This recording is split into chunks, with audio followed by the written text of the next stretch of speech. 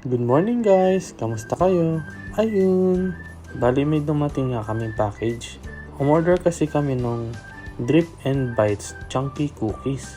Nakita kasi namin ang daming umorder. So gusto namin din tikman. Kaya in-order na nga din namin lahat na flavors. Chocolate, white chocolate, dark and white chocolate, mint chocolate, at Oreo. Meron siyang kasamang instructions ng reheating process. Pero syempre, gusto natin siya tikman ng as is lang. Para lang din fair para sa ibang mga cookies na tinitake out natin at gusto natin kainin on the go.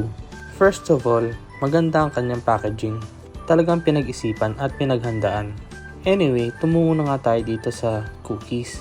Ang una kong tinikman ay yung mint chocolate. Masarap siya at malalaki yung chunk ng mint. Pero masyado siyang crumbly, so makalat siyang kainin. Kung iinitin ko pa ito, matutunaw yung mint nito at malamang magkalat din ako lalo. Nasa soft side siya ng klase ng cookie. Medyo chewy. Meron kasing ibang cookie na may crunch kapag kumagat ka. Dito kasi parang wala. So I'm guessing, kapag ininit ko tong cookie na to, magiging parang brownies na siya. Kasi malambot nga siya. Tapos may mga gooey pa siya na substances. So, ibigay na rin natin yung benefit of the doubt na hindi lahat ng tao may oven or masipag mag-init ng pagkain. So, hindi rin nila ma-enjoy yung experience ng how it is supposed to be eaten.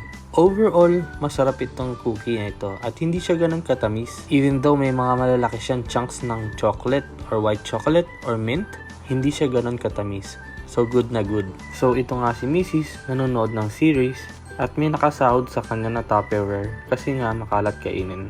Mahilig ako sa cookies, especially sa chocolate. At marami na din ako natikman na cookies. So masasabi ko ba na good ito? Yes, it's good. Lalo na kapag ininit ito. Siguro ang main concern ko lang, maybe they can do something about the consistency of the cookie. Ayun lang, bye-bye!